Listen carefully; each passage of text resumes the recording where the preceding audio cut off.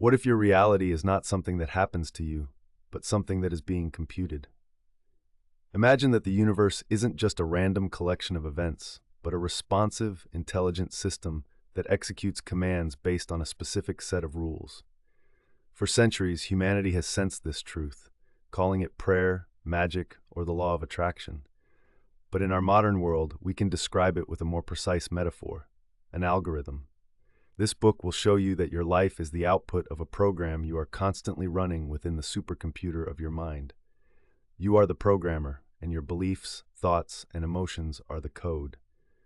The problem is, most of us are running old, buggy software installed in our childhood.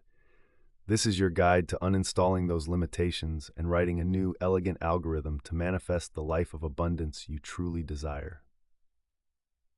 The Attraction Algorithm, a modern framework for a timeless principle, written and published by Success Attraction Formula. Chapter 1. Your mind's operating system of belief. Imagine for a moment that your mind is the most powerful supercomputer ever created. It possesses a processing power so vast it can construct entire realities, solve complex problems in an instant, and connect to a network of infinite information. This incredible machine is capable of producing any output you desire: wealth, health, love, joy. Now imagine that this supercomputer came pre-installed with an operating system you didn't choose. This operating system was programmed by your parents, your teachers, your childhood experiences, and the society you grew up in. It runs silently and automatically in the background, governing every single function. It decides what you perceive, what you filter out, how you react, and what you believe is possible. This is the perfect metaphor for your belief system. Your beliefs are not just fleeting thoughts. They are the fundamental operating system of your mind. They are the core programming that dictates the entire performance of your life. This OS determines the user interface through which you experience the world. If your core belief is life is a struggle, then the interface of your reality will be populated with icons representing problems, obstacles, and hardships. The option to simply click on ease and flow may not even appear on your screen because the underlying OS cannot support it. Every morning, this operating system initiates a boot sequence. The moment you wake, before you are even fully conscious, this sequence begins to run. It loads your default assumptions about the day ahead, your identity, and your place in the world. For many, this boot sequence loads programs of dread, anxiety about the to-do list, and a general feeling of being behind before the day has even started. This initial programming sets the trajectory for the next 16 hours, ensuring that the user experiences a reality that perfectly matches the OS's core expectations of stress and struggle. A crucial function of this OS is something psychologists call confirmation bias, but we can think of it as a system function designed to maintain its own integrity. Your operating system is programmed to constantly scan the external world for data that proves its existing code is correct. If your core code includes the belief, "I'm not lucky," your OS will act like a powerful search engine, highlighting every instance that confirms this belief: the traffic jam, the spilled coffee, the critical email. Simultaneously, it will actively ignore, dismiss, or downplay any evidence to the contrary, like the unexpected compliment, the green lights on the way to work, or the kindness of a stranger. This is why simply trying to think positive often feels like an uphill battle. You are not just fighting a bad mood, you are fighting a sophisticated and powerful system that is actively working to prove your old, negative beliefs are the absolute truth.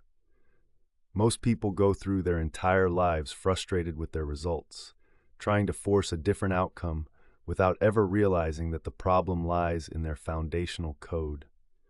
They blame the economy, their boss, or their luck for their financial struggles, not understanding that their wealth OS was programmed with a core belief that money is hard to come by.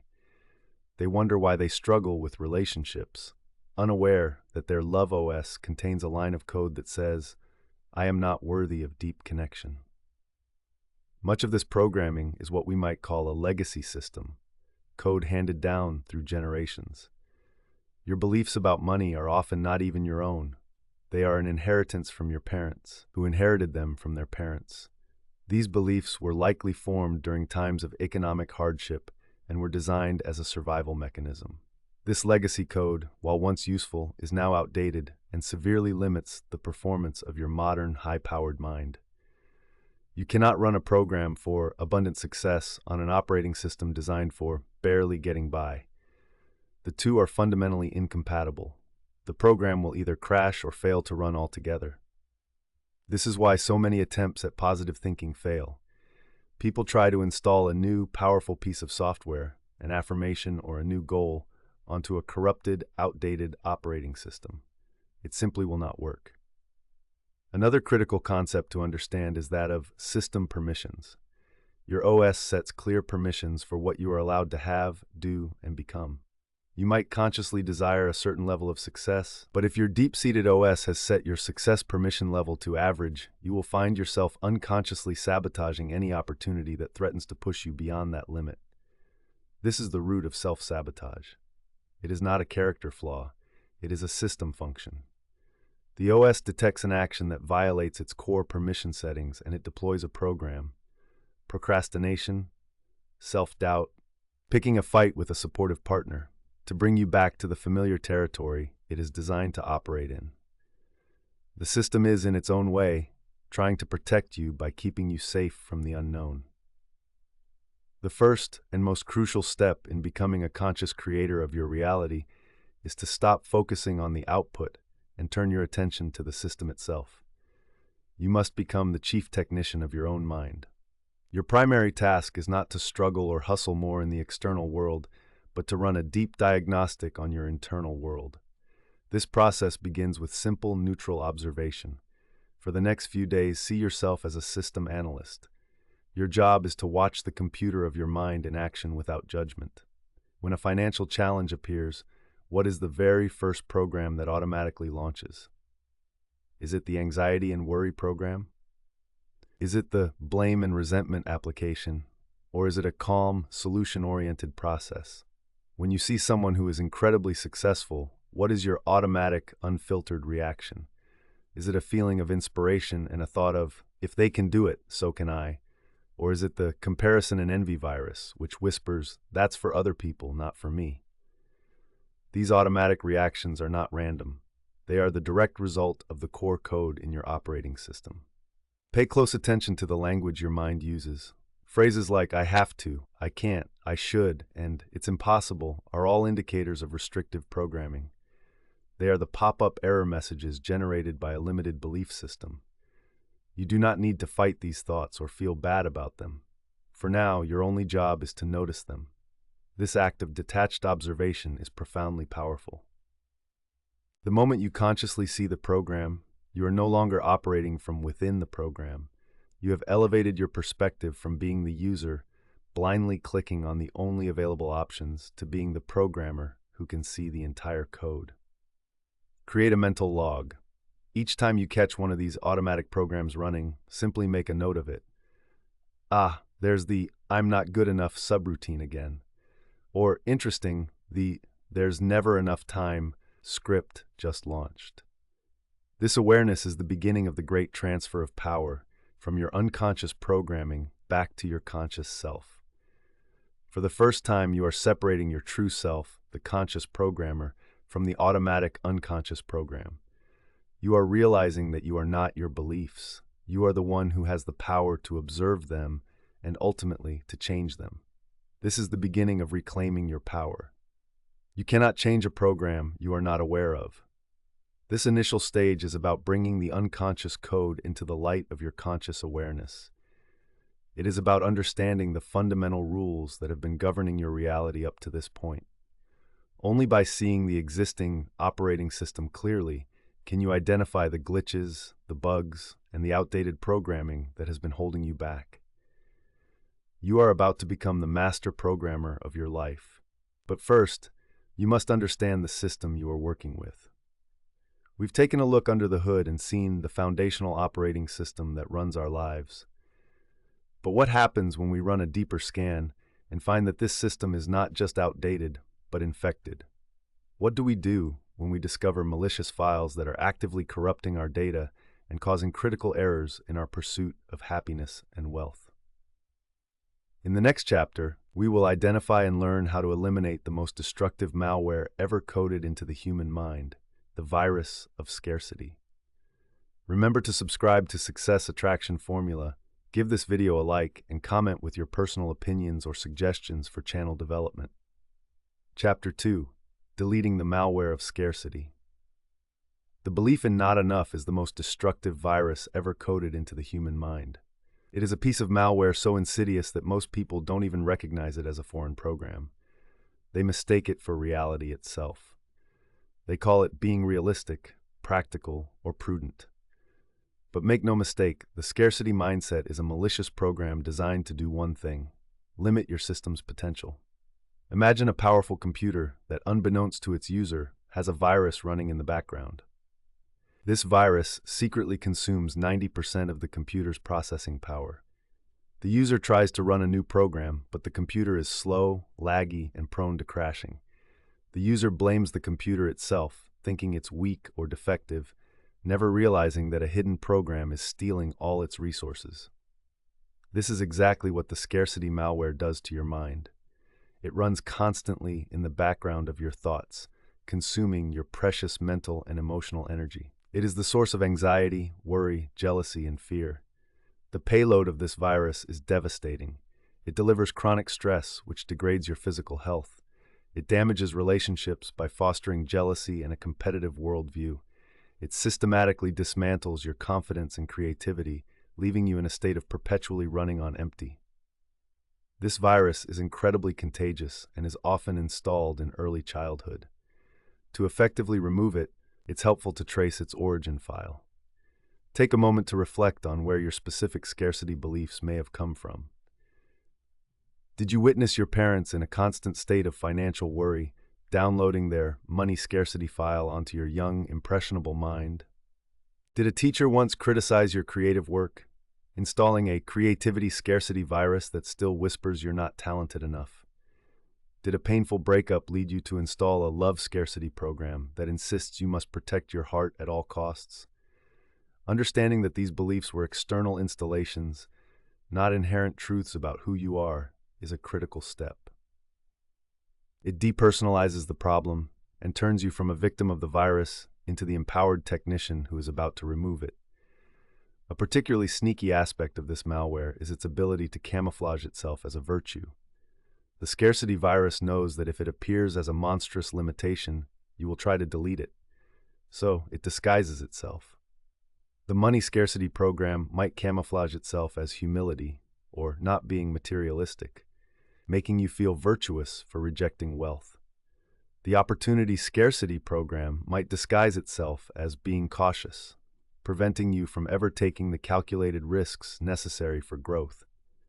The love scarcity program can masquerade as fierce independence, preventing you from the vulnerability required for true intimacy. Unmasking these virtuous disguises is essential to cleaning your system. You must be willing to honestly ask yourself if your prudence is actually fear, or if your humility is a shield for a deep-seated belief that you are unworthy of more.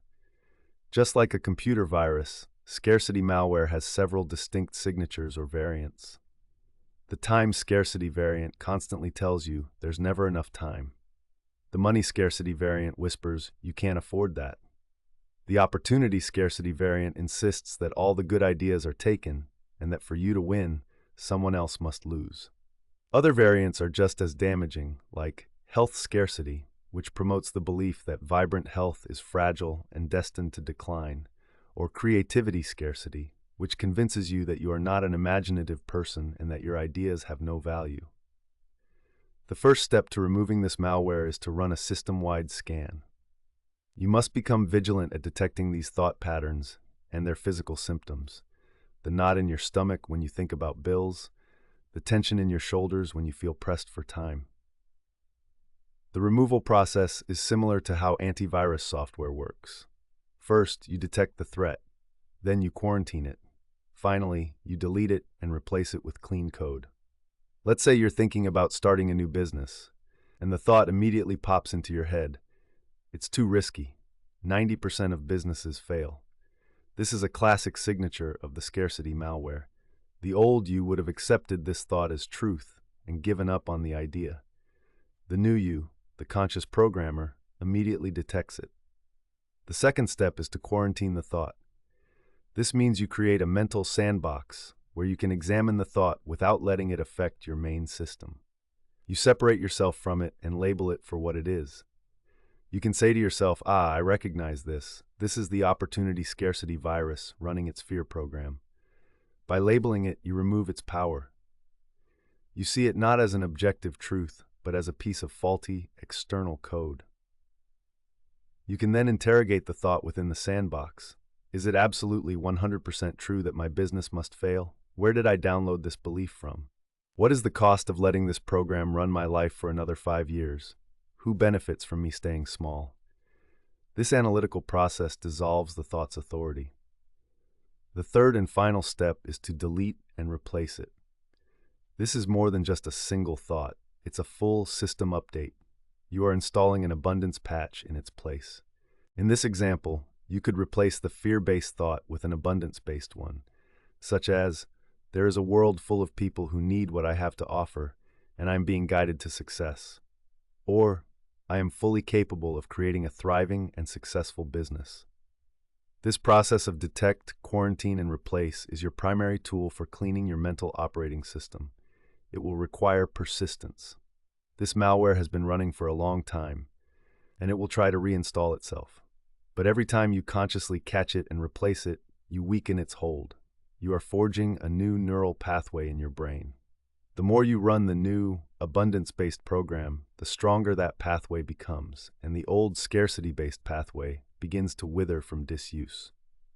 Imagine a man who grew up in a family that always struggled financially. His core programming was filled with scarcity malware about money. He believed that to make money, one had to work painfully hard for every single dollar. As a result, he was stuck in a low-paying, exhausting job. When he learned about this process, he began to run his antivirus protocol.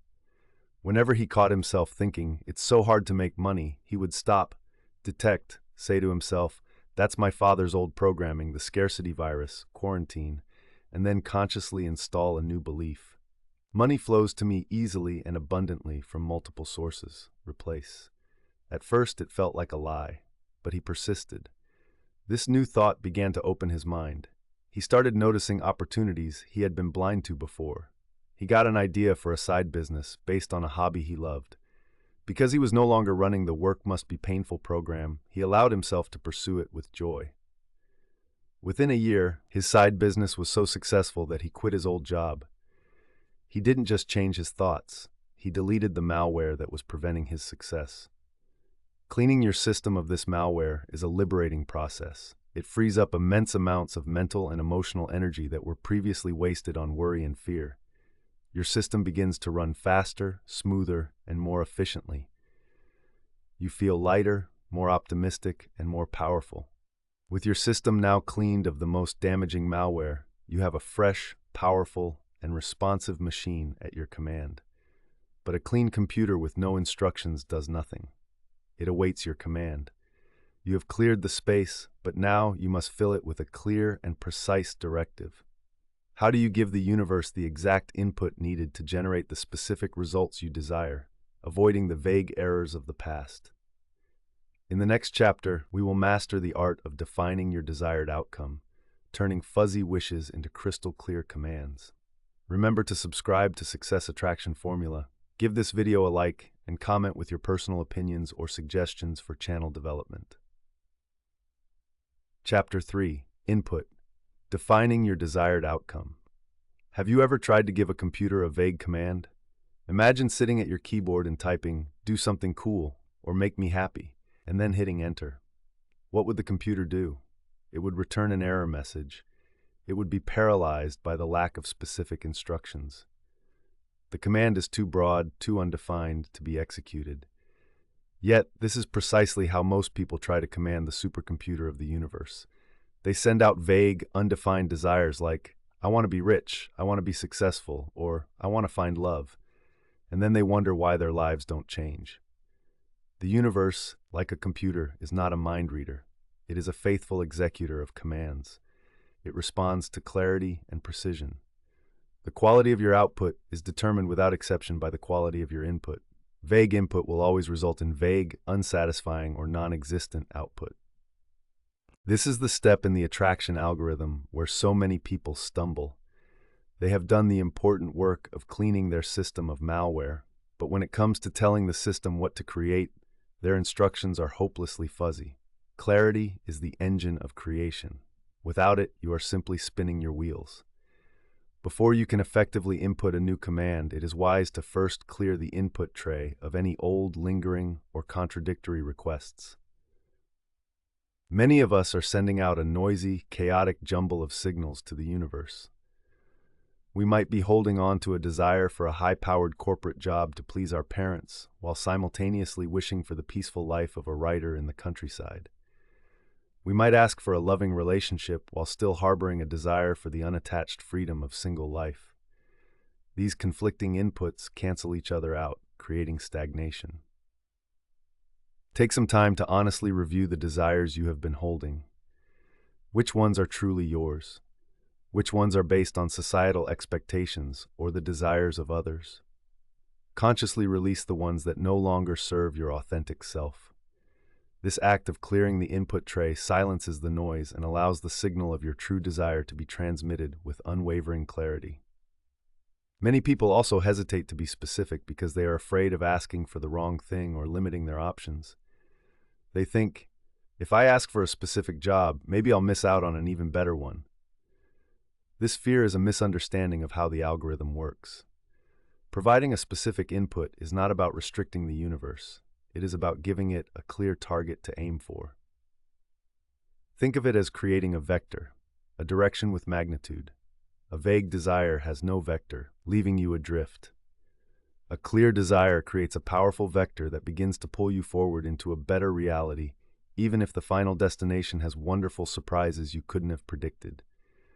The best way to work with this is to define your desire with beautiful precision and then add the powerful coda. This, or something even better, for my highest good.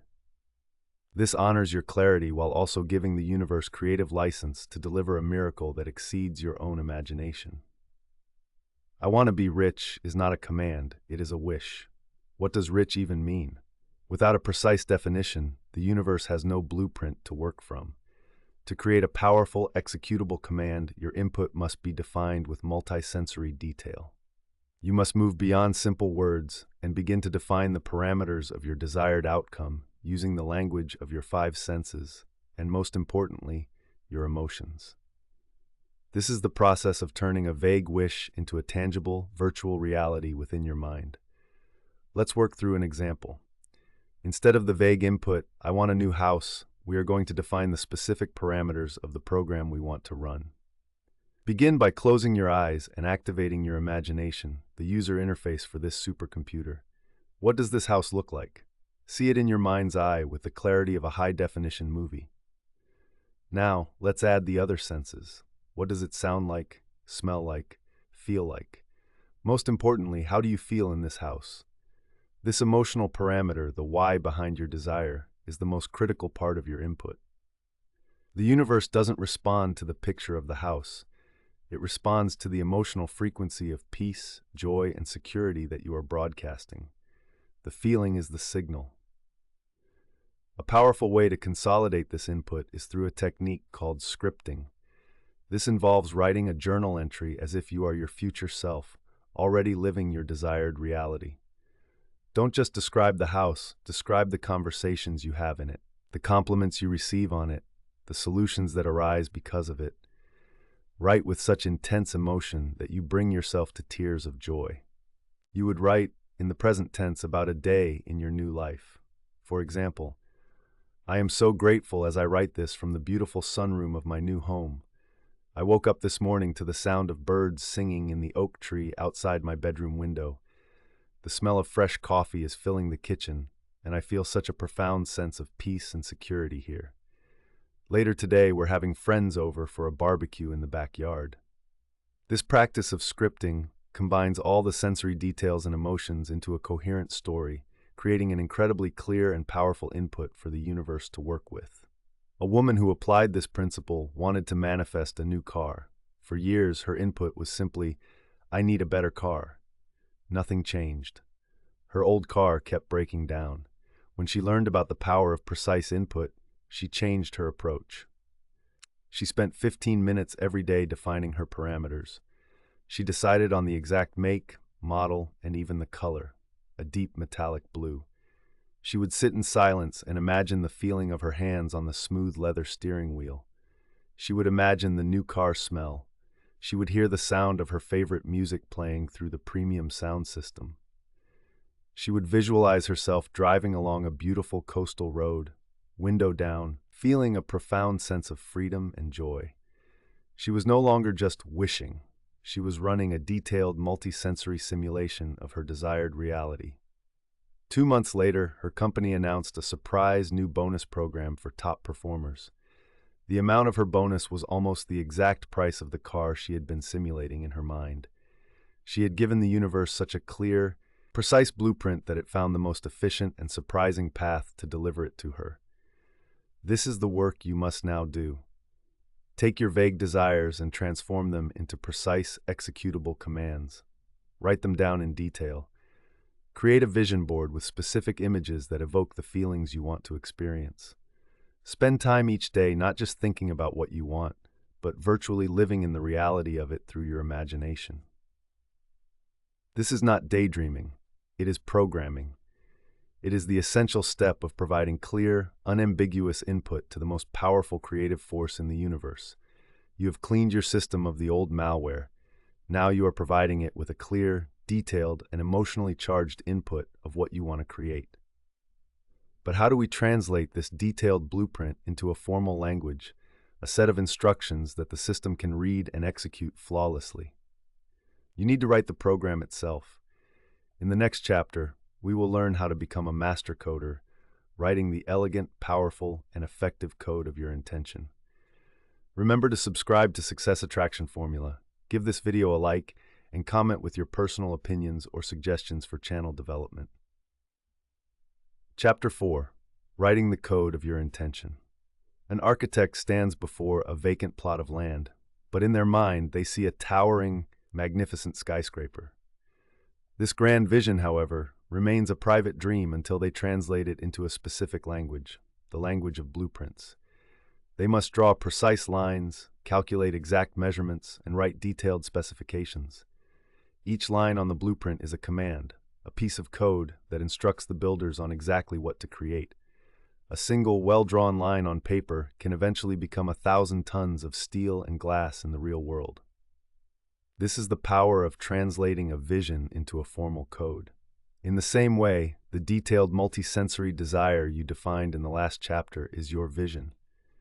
Now, you must translate it into the universe's version of a blueprint, the code of your intention. The programming language of the universe is written with your thoughts, your words, and your beliefs. These are the tools you will use to write the software for your new reality. The primary challenge is that most people's internal code is a chaotic mess. It is full of bugs, contradictions, and conflicting commands. The most significant conflict is between the conscious and subconscious mind. Your conscious mind, the programmer, might write a new line of code that says, "I am worthy of a loving and supportive relationship."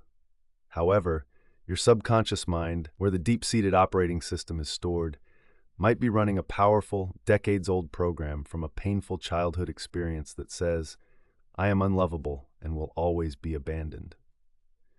This subconscious code is like the system's root access.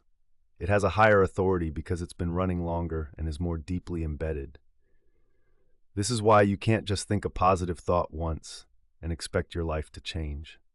You must run the new code with enough repetition and emotional intensity to overwrite the old default programming. Furthermore, your actions write their own form of silent code. If your spoken code is "I am wealthy and abundant," but your actions consist of hoarding every penny, constantly stressing about prices, and refusing to ever invest in yourself, then your actions are writing a much louder, more powerful code that says, "I am terrified of lack." Your actions must become aligned with your intentions. you must begin to act as if. This doesn't mean being reckless. It means making small choices from the perspective of your desired self. A more advanced way to approach this is to think like an object-oriented programmer. Instead of just writing separate lines of code, affirmations, your goal is to create a whole new object in your mind called the wealthy self, or the healthy self. This object is a complete package. It has its own inherent properties, behaviors, and beliefs. The work then shifts from repeating affirmations to embodying this new identity. Throughout your day, you begin to ask, what would my wealthy self object think in this situation? How would my healthy self object choose to act right now?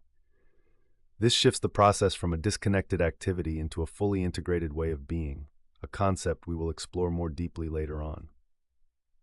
Another powerful technique is refactoring your old code.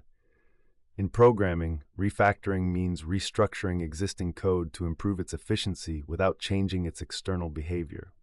For your mind, this means you don't always have to delete an old belief entirely. Sometimes you can upgrade it. For example, many of us were installed with the legacy code. You have to work hard to make money. Instead of trying to force yourself to believe the opposite, which may feel like a lie, you can refactor the code to, my focused and joyful effort is leveraged into massive value and abundance. The core concept of effort is still there, making it believable to your system, but the painful, inefficient, hard work part has been upgraded to joyful, leveraged focus. To write effective code, it must be clean, consistent, and written according to specific syntax rules. The first rule of cosmic coding is that all instructions must be written in the present tense. Writing, "I will be wealthy," is a critical error that keeps wealth perpetually in your future. The correct syntax is always, I am wealthy. The second rule is that the code must be positive. The system does not process negatives effectively. If you write, "I don't want to be in debt," the system's focus is on debt. The correct code is, "I am financially free." The third rule is to infuse the code with the feeling you defined in the previous chapter. Words alone are just empty shells. The feeling is what gives the code its power. This is where affirmations come in. An affirmation is simply a consciously chosen line of code that you repeat to install it into your operating system. For your desire of a new house, your lines of code might look like this. I am the grateful owner of my beautiful home. I am at peace and secure in my perfect house. My home is a sanctuary of love and joy. The key is repetition and consistency through multiple modalities. The act of physically writing down your code connects the intention to your body through the kinetic chain, making it more real. The act of speaking your code aloud adds the power of sound vibration, sending a clear signal out into the universe. The act of visualizing and feeling the code as true engages the powerful creative centers of your mind. By combining these, you create a robust installation process. A powerful daily ritual is to write down your core lines of code, then stand in front of a mirror, look yourself in the eye, and speak them aloud with as much genuine emotion as you can muster. This practice, over time, forges new neural pathways in your brain. You are not just pretending, you are actively rebuilding your mental hardware to match your desired software. Imagine a young woman who wanted to overcome her intense social anxiety. Her old code was, I am awkward, people don't like me, and social situations are terrifying. This code ran automatically, causing her to avoid parties and gatherings. She decided to write a new program. Her new lines of code were, I am confident and calm when I meet new people. I am genuinely interested in others, and they are drawn to my warm energy. I enjoy connecting with people in social settings. Every morning, she would spend 5 minutes repeating this new code while imagining herself at a party, smiling, laughing, and feeling at ease. The first few times she went out, the old code tried to run. She felt the familiar fear, but instead of letting it take over, she would silently repeat her new code. She was consciously choosing to run her new software. Over a period of months, the new program became her default. Her new beliefs became her reality. She started to genuinely enjoy socializing, and people were, in fact, drawn to her new, confident energy.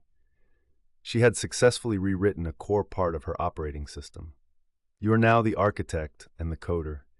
You have the detailed blueprint from the last chapter, and you have the rules of syntax to write your code. It is time to write the program for your desired life, line by line, with clarity, consistency, and faith. A perfectly written program is a beautiful thing, but it remains just a set of instructions on a screen until you press the compile button. The code itself has no power until it is energized and translated into a command that the system can execute. What is the force that takes your written intentions and compiles them into a directive the universe must obey? In the next chapter, we will explore the most critical component of the algorithm, the powerful and non-negotiable compiler of human emotion. Remember to subscribe to Success Attraction Formula, give this video a like, and comment with your personal opinions or suggestions for channel development. Chapter 5. Emotion, the compiler for your code. A thought without feeling is a dead letter. It is a program saved on a disk but never run, a blueprint that is never built. For centuries, people have misunderstood the law of attraction, believing that simply thinking a positive thought is enough to change their reality. They repeat affirmations mechanically, their words hollow and disconnected from any genuine feeling. They write the most elegant code, save the file, and then wonder why the program never executes. They are missing the most critical step in the algorithm, the one that bridges the gap between the world of thought and the world of form. They are missing the compiler. In computer programming, a compiler is a special program that translates the high-level language written by a human, the source code, into the low-level machine code that the computer's processor can actually understand and execute. Your thoughts and affirmations are the source code. But the processor of the universe does not operate on words. It operates on vibration, on frequency, on energy. The compiler that translates your thoughts into the executable language of universal energy is human emotion. Emotion is what gives your code its power. It is the electrical charge that turns a string of text into an active command. You can repeat, "I am wealthy" 1,000 times, but if you feel broke, the dominant command your system is executing is broke. The universe doesn't respond to your words, it responds to the vibration of your being, and that vibration is dictated by your feelings. To understand this more deeply, we must envision the universe not as an empty void, but as a vibrant, intelligent, and infinitely potent field of energy. Physicists refer to this as the quantum field, a field of pure, formless potential from which all matter originates. This field is like a vast, calm ocean of liquid energy, waiting for a signal to tell it what form to take. Your thoughts are like the design for a complex sandcastle, but the design itself cannot shape the sand. Your emotion is the signal, the vibrational frequency that impresses your design onto the field. A strong, clear, coherent emotion, like gratitude or love, is a powerful signal that organizes the energy of the field, causing the potential to collapse into the specific physical reality you have designed. A weak, chaotic, or unfelt thought sends a messy, weak signal that creates no discernible pattern. Therefore, your ability to feel is your ability to create. An effective compiler also runs a diagnostic check. If a line of source code has a syntax error that violates the rules of the language, the compiler will flag it and the program will fail to build. In the attraction algorithm, your emotional state serves this same function. If you are attempting to run the code, "I am peaceful and serene," while your body is flooded with the stress hormone cortisol and your heart is racing with anxiety, the compiler will flag a critical error. The disparity between the thought and the feeling is a syntax error. The program cannot and will not run. This is why you cannot simply paste a happy thought on top of a state of deep despair. The vibrational mismatch is too great. The core challenge, then, is that most of us are emotionally conditioned to react to our current reality. We look at our empty bank account and we feel lack. We experience a setback and we feel disappointment. We then try to overlay a positive thought on top of that negative feeling, and it creates this internal conflict. The system gets confused and usually defaults to the older, more dominant program of negative emotion. The solution is not to fight your feelings or to pretend you don't have them. The solution is to learn how to consciously generate the emotion of your desired reality, independent of your current circumstances. This is the practice of becoming an emotional master.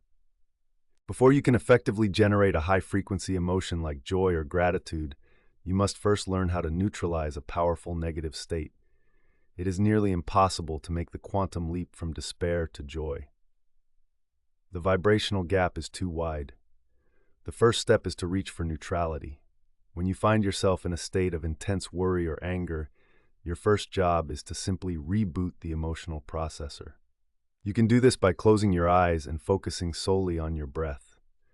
Don't try to change your thoughts. Just observe the physical sensation of the air entering and leaving your body. This act of focused mindfulness pulls your energy out of the chaotic story in your head and anchors it in the simple, neutral reality of the present moment. After a few minutes of this, the intense charge of the negative emotion will begin to subside.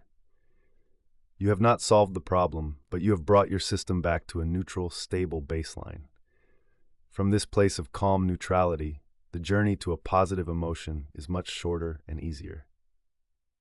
From here, you can begin the practice of emotional rehearsal.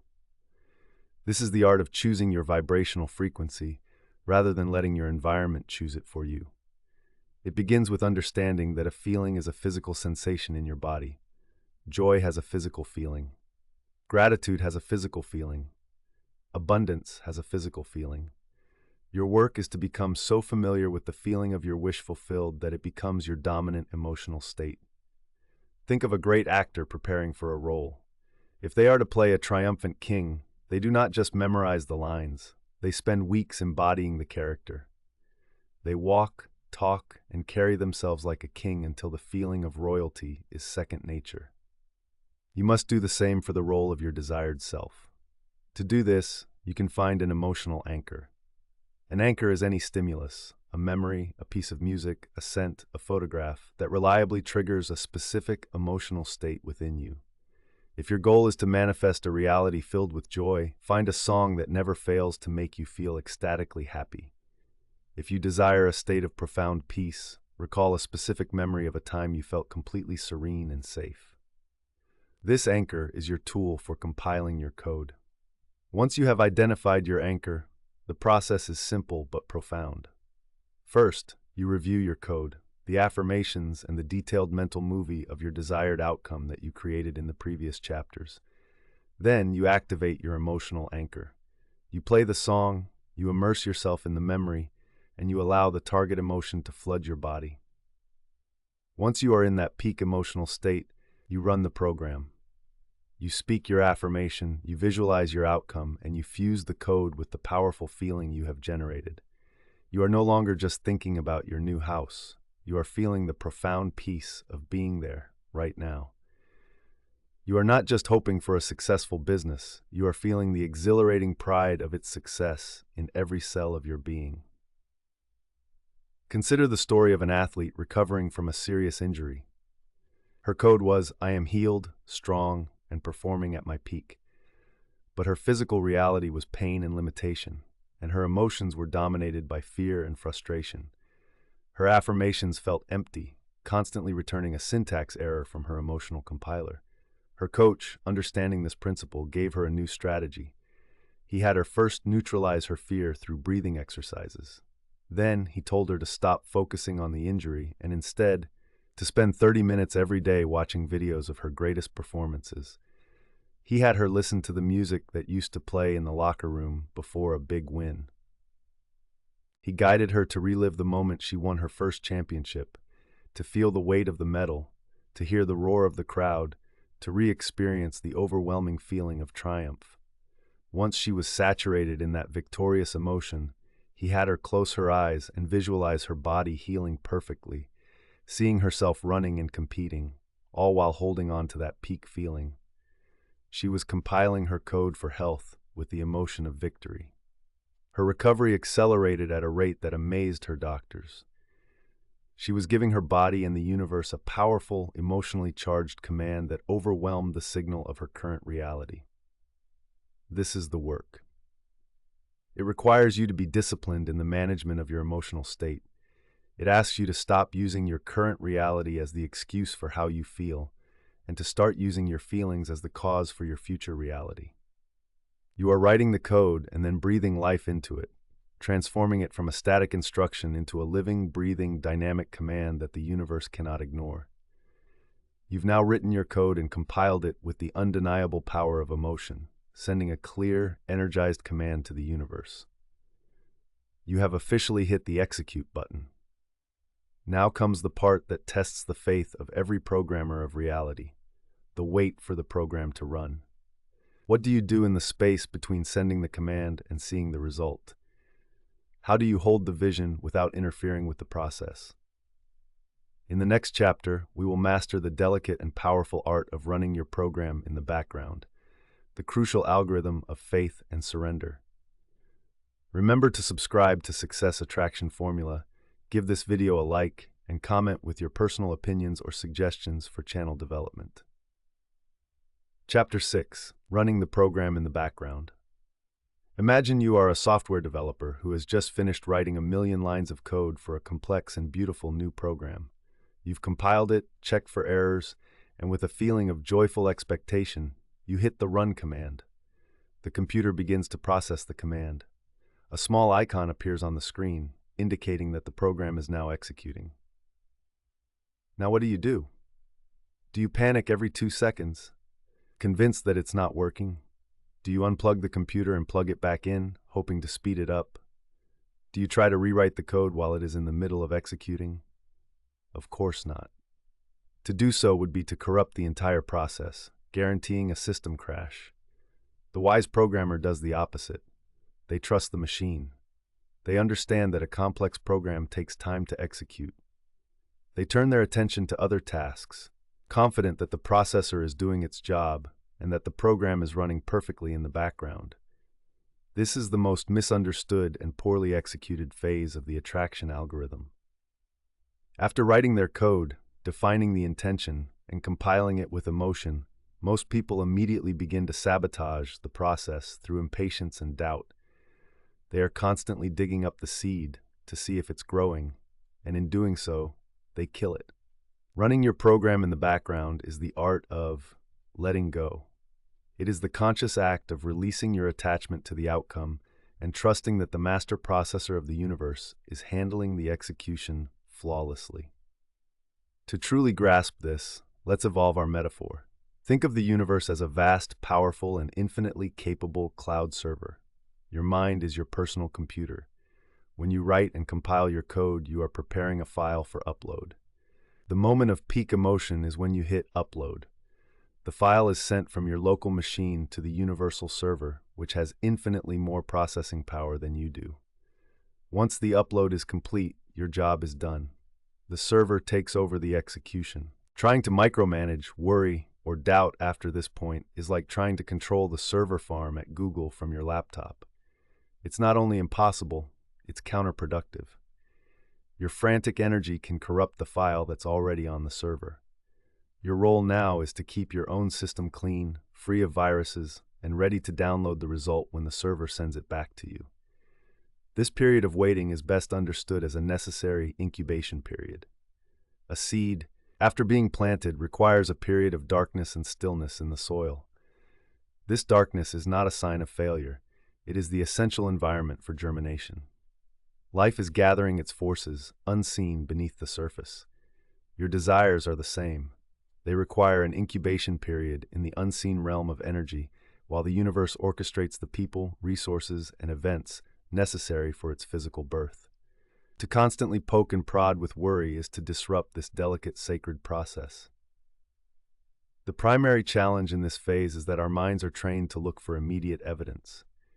We live in a world of instant gratification, and we bring that same expectation to our manifestations.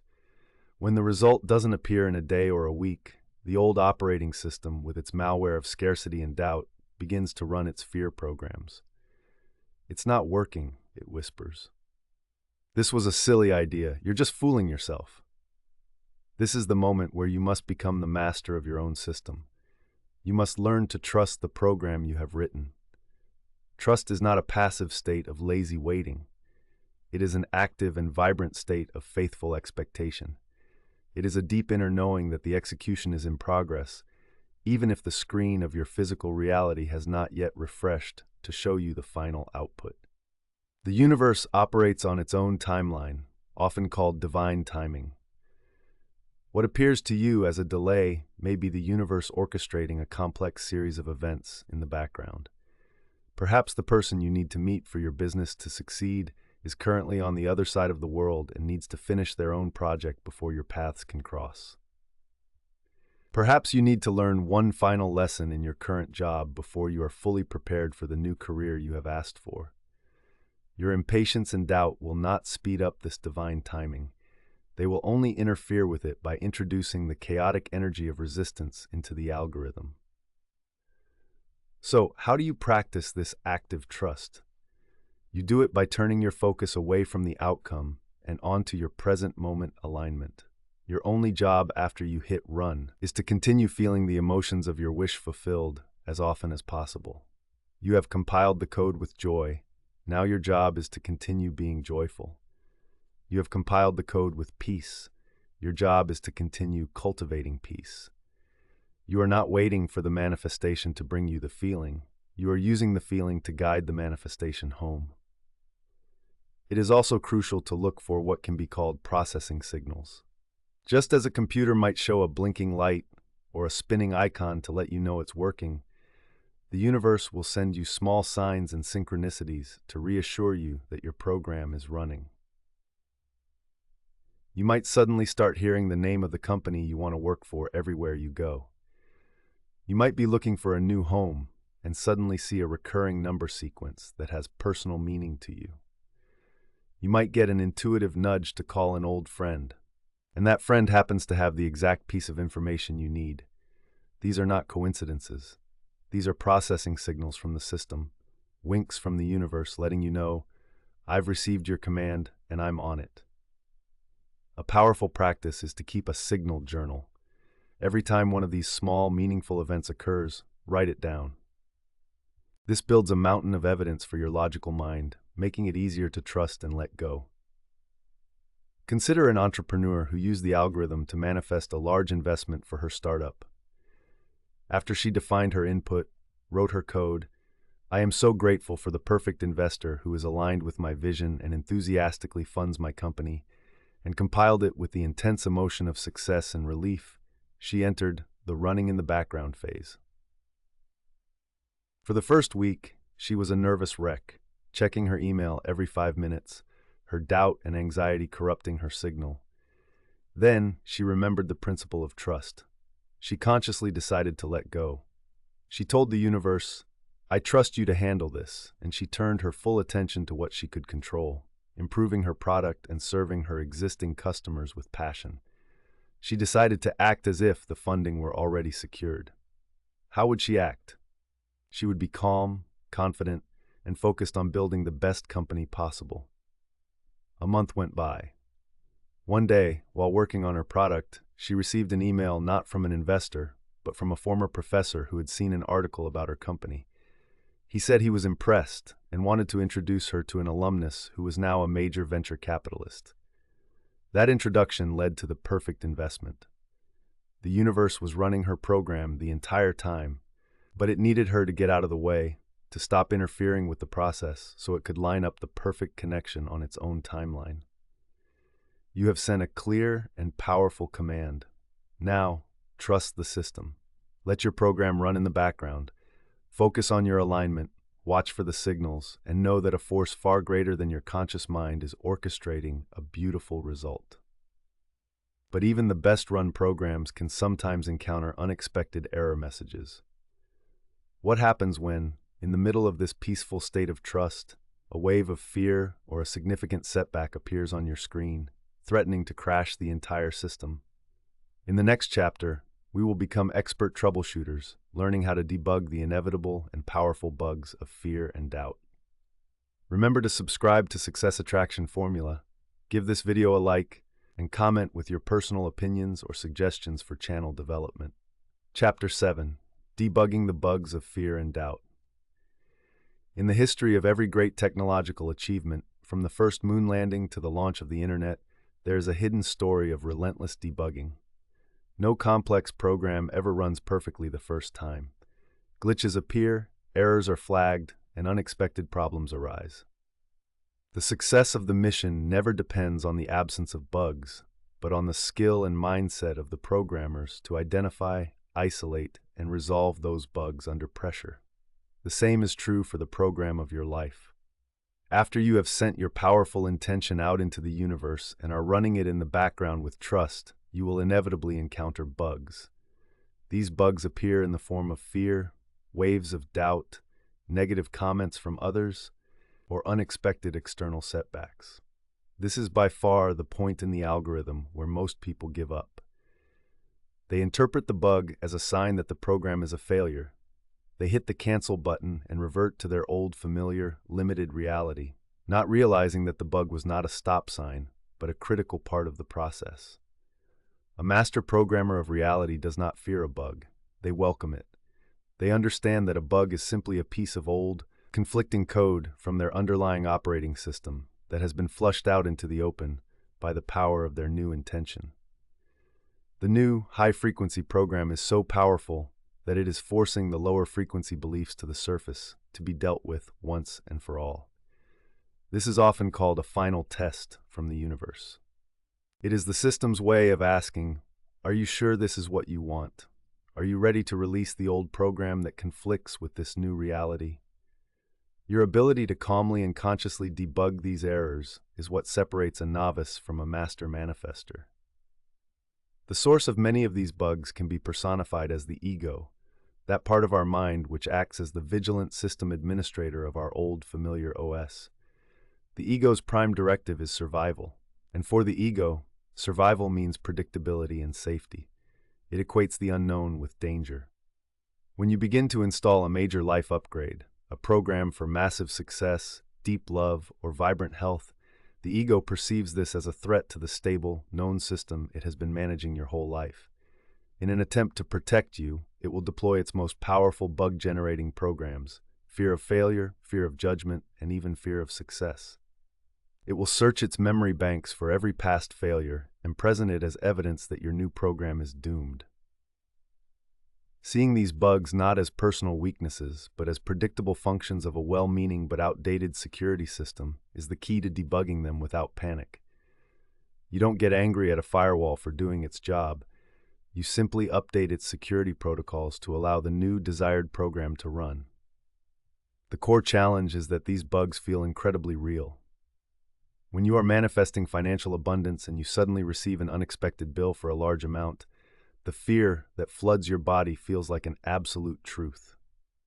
When you are attracting a loving relationship and you go on a series of bad dates, the doubt that whispers, "You're going to be alone forever," feels like a prophecy. Resisting these feelings is futile. What you resist persists. Fighting the bug often gives it more power, creating a system crash of anxiety and despair. The art of debugging is not about fighting the fear, but about meeting it with calm, conscious awareness. The process begins with the same principle from our malware removal chapter, but on a deeper level: detect and quarantine. When a wave of doubt or a fearful event occurs, the first step is to detect not just the thought, but the emotional and physical reaction in your body. Notice the tightness in your chest, the sinking feeling in your stomach. Acknowledge it without judgment. Okay, a fear program is running. I am detecting a bug. The next step is to quarantine it in your mental sandbox. You must step back and observe the fear rather than becoming it. Ask it questions as if you were a curious technician. What is this bug's specific message? E.g., I'm going to fail. Where is the origin file for this code? E.g., this feels just like the time I failed in the past. What is this program trying to protect me from? E.g., it's trying to protect me from the pain of disappointment. By questioning the bug, you separate yourself from it. You see it for what it is, a predictable, outdated piece of code. Now comes the most important part of debugging: patching the code. You cannot just delete the bug, you must replace it with a more powerful, updated line of code. This is where you must actively choose faith over fear. Your patch is a declaration of trust in the larger algorithm. For the person manifesting abundance who receives a large bill, the bug says, "This is proof it's not working." The patch code, spoken with conviction, would be, "This is not a problem, it is a clearing. The universe is simply making space for the greater abundance that is on its way. I see this bill and I know that the resources to pay it easily and effortlessly are already being provided.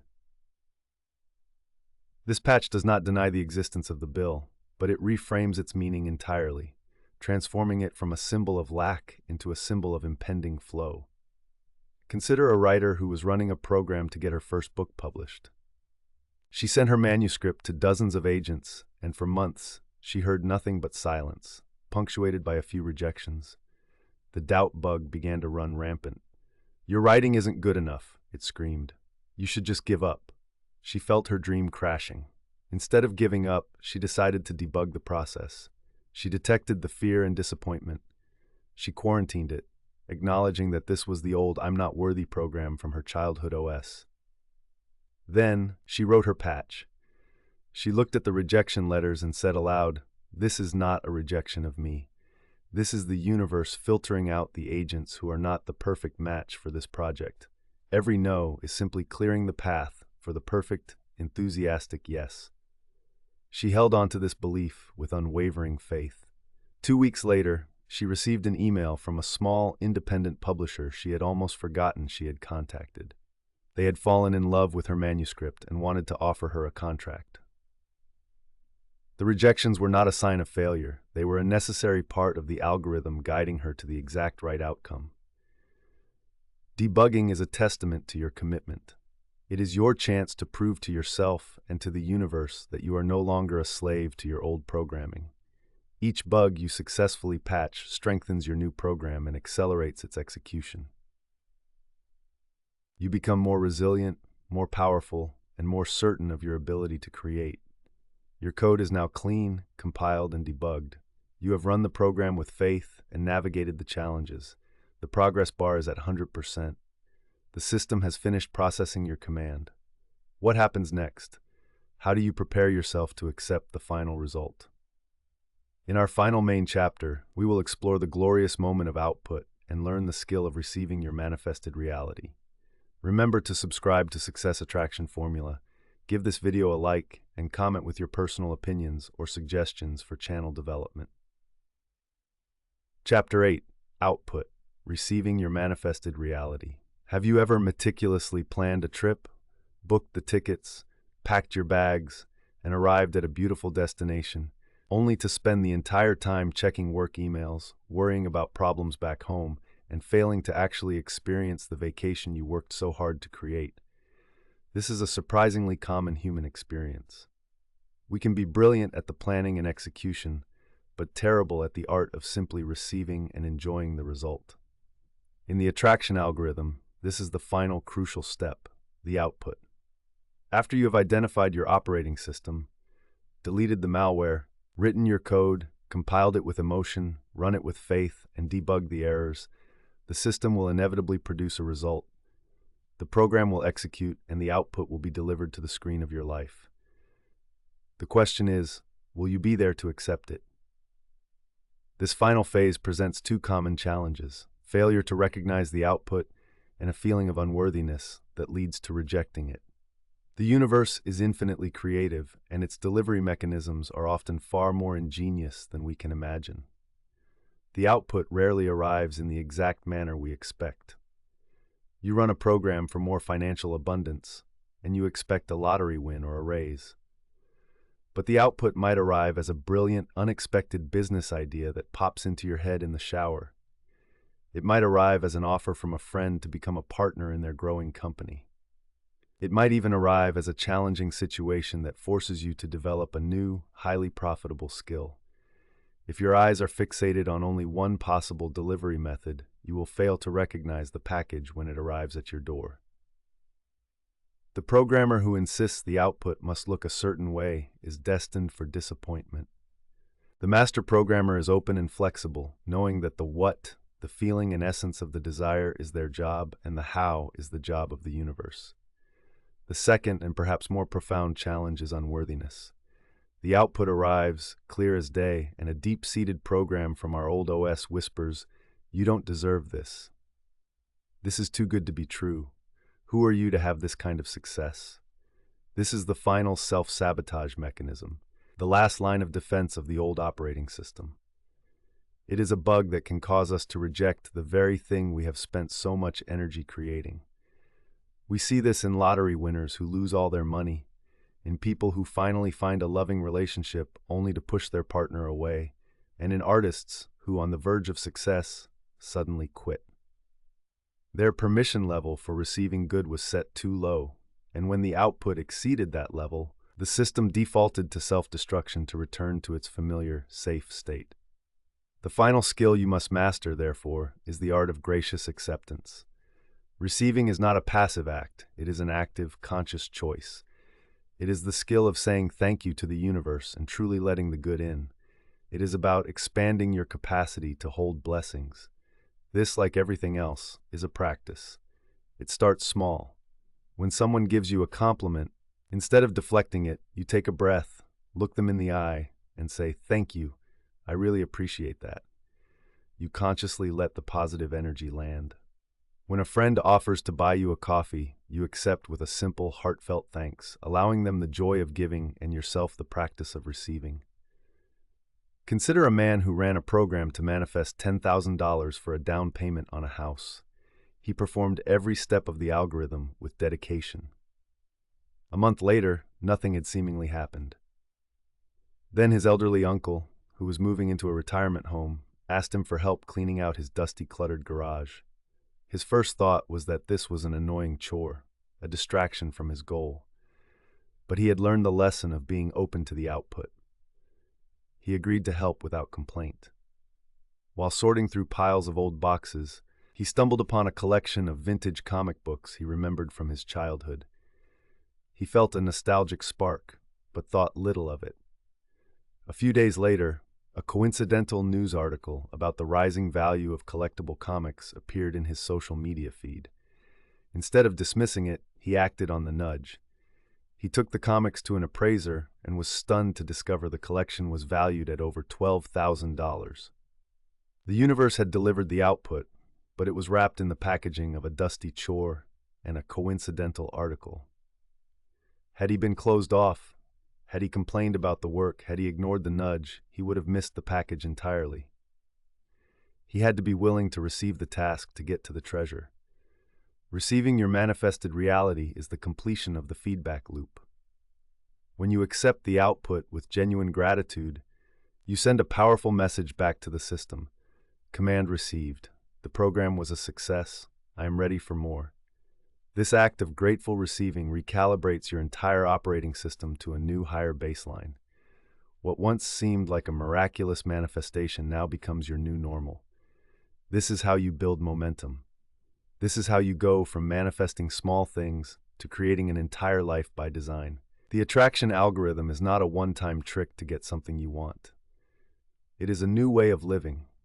It is the process of transforming yourself from an unconscious user running on old inherited software into a conscious, powerful programmer who deliberately and skillfully writes the code for a magnificent life. You have learned to take command of the most powerful supercomputer in the existence, your own mind. You have the framework. You understand the rules. The screen is blank, the cursor is blinking, and you are the one at the keyboard. The question is no longer, can you create the life of your dreams? The only question is, what program will you choose to write next? Our journey through the attraction algorithm is now complete.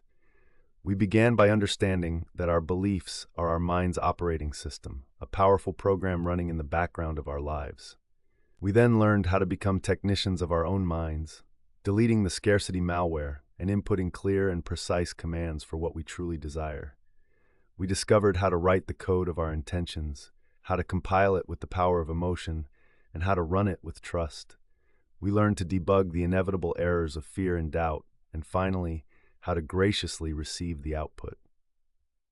This framework demystifies creation, showing you that you are the programmer of your reality. Thank you for taking this time to learn a new way of operating in the world. We are so grateful for your presence.